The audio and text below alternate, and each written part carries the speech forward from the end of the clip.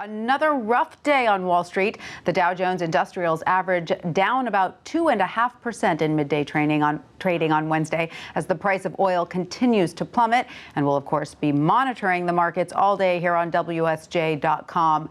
The volatility on Wall Street continuing even as the U.S. job market continues to show strength.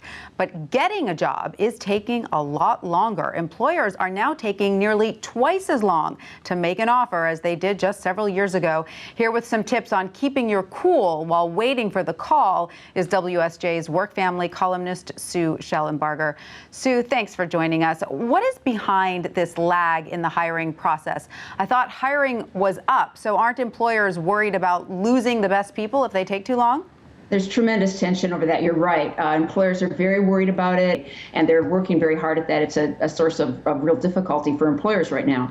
But so do employers still have the upper hand?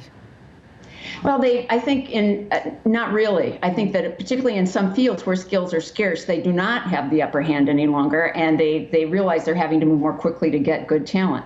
So what are the main skills then that job hunters need to cultivate to get through this process that can be agonizingly long? Well, patience and persistence are obvious, but it really is hard to do that in the middle of a job search. I think also you need kind of the ability to ask for what you want without seeming to be desperate.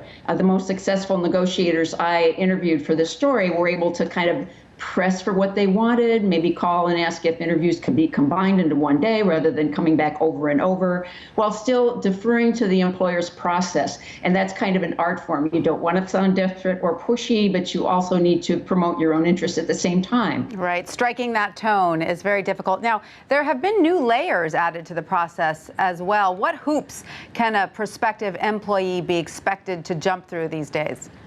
Well, there are new ones. Certainly there are the pre-screen, the phone interview. You might not even get through the door. You might fail the phone interview. Some employers are handing out questionnaires about your interests to get a sense of whether you'll fit the culture.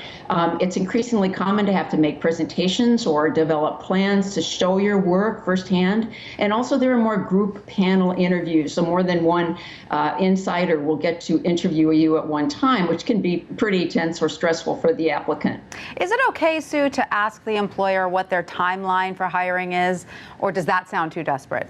No, it's really okay, especially at the first interview. It's very appropriate to say, tell me a little bit about your timeline and the process. When do you hope to have the new hire in place?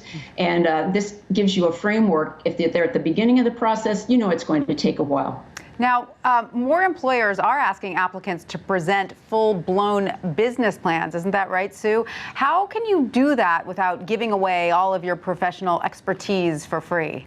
There are sad stories out there. One woman I interviewed really prepared a great presentation and did not get the job. And in fact, the employer didn't hire anyone. They told her you did among the best. It's good to give them what they need to try to suss out what the skills are that they're trying to see in action and perform your best. It's a chance to show your stuff, but don't give away a lot of confidential secrets, a lot of data that you worked very hard to crunch, and leave it behind. Give most of the detail in the oral presentation and leave behind in the slides or the handouts just kind of the big picture overview. And this can protect you from giving away too much. All right. Thank you, Sue. Great advice for a tough process.